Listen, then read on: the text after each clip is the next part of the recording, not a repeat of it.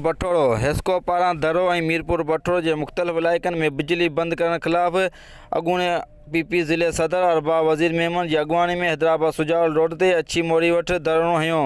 धरणे दौरान मीरपुर बठोड़ो के बाईपास रोड बंद कराया विया, जेतां जेरो थी पियो। लठियूं ऐं सिरा लॻण सबबि 5 ॼणा ज़ख़्मी थी पिया, जिन खे तेलका अस्पताल बठोड़ो पहुचायो वियो।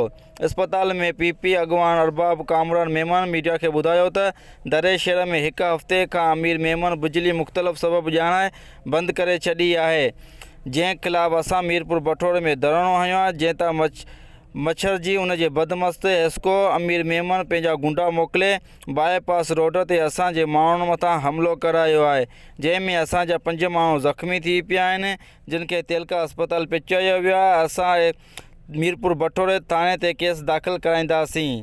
रिपोर्ट अशरफ चांजो, शाहीन न्यूज़, मीरपुर बठोड़ो।